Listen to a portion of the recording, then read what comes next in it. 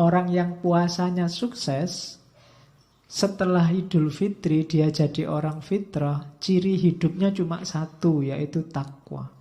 Kalau menurut Ghazali, takwa itu dari akar katanya punya sekaligus 3 makna.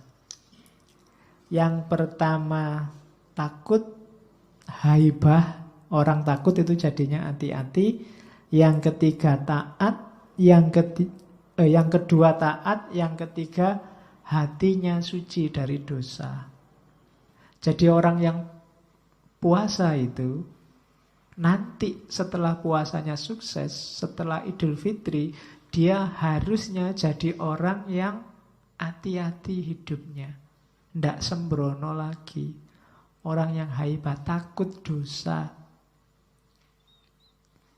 Jangan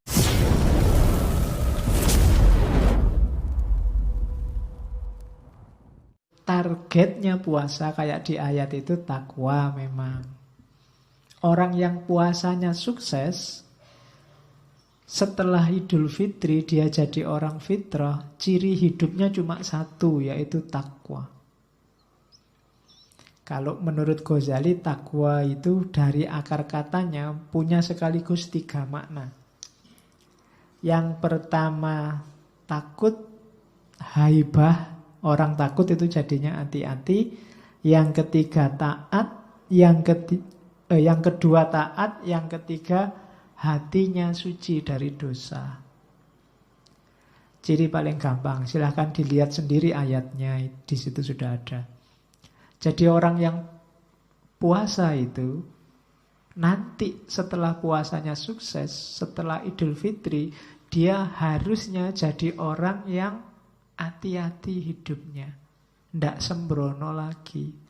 Orang yang haibah, takut dosa. Jangan setelah Ramadan, wah alhamdulillah Pak, saya sekarang sudah fitri, sudah bersih, dosa-dosa dikit gak apa-apa, sudah kan, sudah bersih sekarang. Tidak begitu. Justru harusnya lebih takut, khawatir kebersihannya, kefitriannya ternodai. Itu cirinya takwa. Tapi kalau orang habis puasa kok tambah sembrono, berarti puasanya tidak sukses. Yang kedua, takwa itu bermakna taat. Habis puasa kok lebih patuh terhadap agama, lebih semangat ibadah, lebih asyik berdua sama Allah, berarti sukses. Tapi kalau habis puasa tambah cerewet, perintahnya agama didebat terus, kritik terus, gegeran terus tiap hari, ya sudah. Gegeran itu tidak masalah, debat itu tidak masalah, tapi ketaatan harus tetap jalan. Cuma kan banyak orang yang ya berhenti di gegeran itu. Ada orang sedekah dikritik, alah pamer itu. Ada orang sholat, paling sholatnya tidak khusyuk. Ada orang puasa kok diperlihatkan, puasa itu ya pribadi. Kabeh dikritik, dia sendiri males. Banyak kan orang kayak gitu, sinis terus sama orang lain. Matanya selalu menghadap keluar, tidak pernah ke dalam. Itu problem. Harusnya orang takwa itu semakin hati-hati. Jangankan ngomong atau perbuatan, gerak hatinya saja dia hati-hati. Makanya ciri takwa yang ketiga itu suci dari dosa hatinya. Dosa hati saja tidak, apalagi dosa fisik, apalagi dosa ucapan, dosa perbuatan. Oke, jadi itu target puasanya takwa. Terus hikmahnya, kalau tadi kan kualitasnya namanya takwa. Manifestasinya apa sekarang? Manifestasi itu bukti fisiknya. Yang pertama, puasa yang sukses berarti akhlaknya tambah mulia. Semakin berakhlak. Nanti dilihat ya, kalau habis puasa kok tambah sopan, tambah enak diajak ngobrol, semakin menyenangkan. Nah, itu berarti dia akhlaknya semakin baik. Tapi kok habis puasa tambah ngamukan, tambah bikin sebel, deket aja kita males, ada yang tidak beres. Akhlak mulia, cirinya. Semakin sukses puasa, semakin mulia akhlaknya. Kemudian semakin pemurah dan penyayang. Kita sejak kecil sudah puasa. Kalau puasa kita sukses, maka Islam akan benar-benar rahmatan lil alamin. Pemurah dan penyayang. Kenapa? Karena kita tidak terikat lagi sama dunia. Orang puasa kan menyapai hawa nafsu dan keduniaannya. Kalau puasa kita sukses, kita akan pemurah dan penyayang. Kalau hari ini ciri ini belum muncul di dunia Islam, Islam yang pemurah dan penyayang, berarti harus banyak dievaluasi puasa kita. Evaluasinya ke dalam, tidak keluar. Hari ini orang kalau disuruh evaluasi selalu keluar. Selalu lihat orang lain. Islam ini rusak selalu gara-gara kamu. Tidak pernah gara-gara aku, jangan-jangan aku. Kalau ada banyak bencana itu selalu kamu sih, selalu begitu. Kamu sih Islamnya keras, yang sini kamu sih munafik, yang sini kamu sih, selalu orang lain. Tidak pernah, astagfirullah, jangan-jangan aku yang keliru ini. Muhasabah, jarang yang begitu sekarang. Orang jarang yang bertanya, jangan-jangan aku yang keliru. Semuanya selalu bilang, kamulah yang keliru.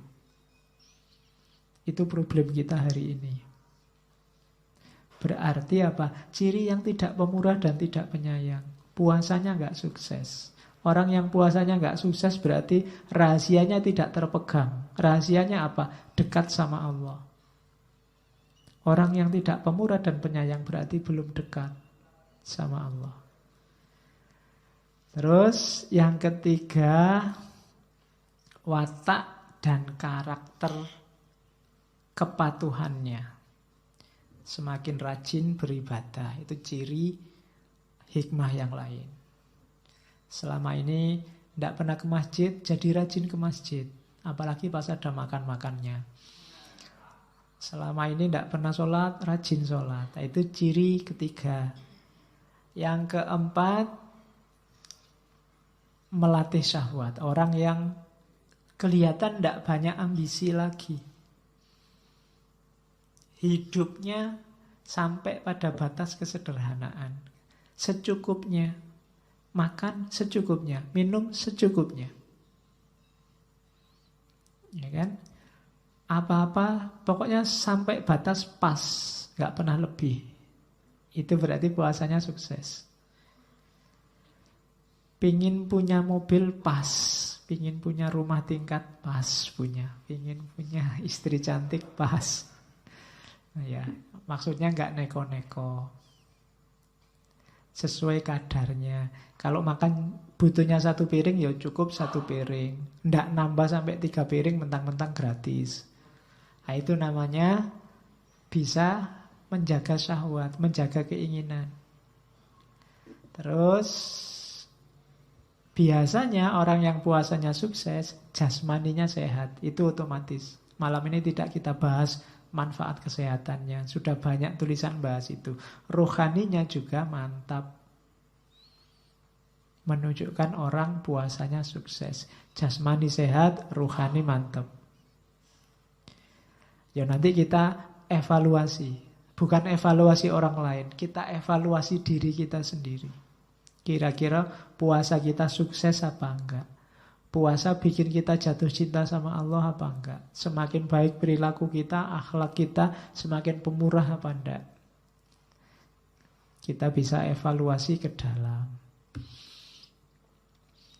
Oke, terus ini terakhir. Kalimat bagian-bagian akhir dari Asrorus Syam.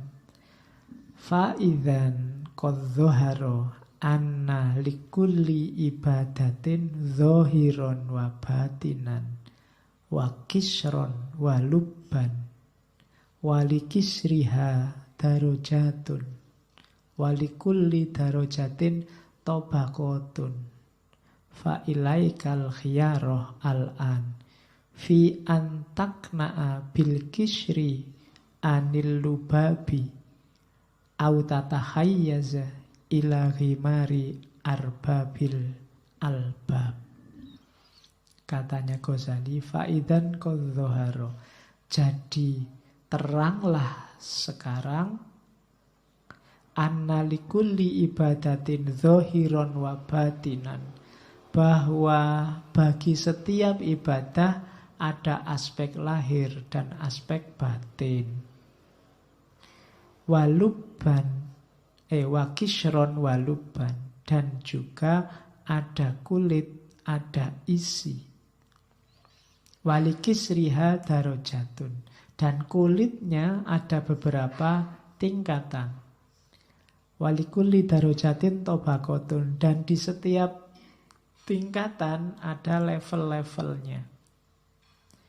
Fa'ilaikal khiyaro al'an, maka silahkan engkau pilih sekarang fi antakna'a bil kisyri anil lubabi, apakah cukup dengan kulit saja tanpa isi, atau engkau ceburkan dirimu dalam tingkatan-tingkatan isi. Jadi katanya Ghazali, ibadah itu ada lahirnya, ada batinnya, ada kulitnya, ada isinya. Dua-duanya penting. Cuma sekarang pilihlah, kamu milih kulit saja tanpa isi atau isi dan tingkatan-tingkatannya. Kalau milih isi otomatis lewat kulit. Kalau kamu milih kulit nggak akan dapat isi. Itu logikanya. Kalau kamu pengen makan kacang, isinya kacang, kamu harus lewat kulitnya kacang. Kecuali kacang yang sudah dikuliti terus diplastiki. Itu urusan lain. Tapi kamu harus milih. Kamu kulitnya saja apa isinya. Kalau kamu nyari isinya, dua-duanya akan dapat. Karena harus lewat kulit terus baru ketemu isi. Tapi kalau kamu lewat kulitnya saja, isinya tidak akan terperoleh. Sejak kemarin kita ngaji mulai Syekh Abdul Qadir Jailani sampai minggu lalu Ali Syariati, kita banyak ngomong isi. Karena kulitnya kalian sudah paham. Sejak kecil sudah diajari fikih. Nah ini kesimpulannya Ghazali, ibadah memang ada lahirnya, ada batinnya. Kalau bisa jangan cuma milih kulitnya. Karena kalau kamu milih kulitnya, kamu tidak akan ketemu isinya.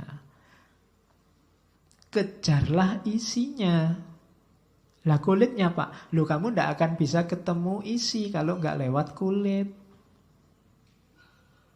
Jangan ujuk-ujuk hakikatnya, ya lewat syariat dulu. Karena syariat itu jalan menuju hakikat yang nanti menghasilkan makrifat. Jalannya namanya torekot. Dari sini, karena ini kitab Ihya, kitab tasawuf. Jadi maunya Ghazali, ya mbok kita cari intinya, kita cari isinya.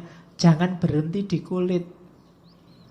Yang sering orang salah paham dianggapnya tasawuf itu tidak bahas kulit, hanya bahas isi. Loh, logikanya kalau orang menuju isi harus lewat kulit. Tidak mungkin orang ketemu isi dengan membuang kulit. Tapi orang yang berhenti di kulit tidak akan ketemu isi. Nah ini logika sebenarnya. Itulah yang ada di dunia tasawuf, termasuk puasa.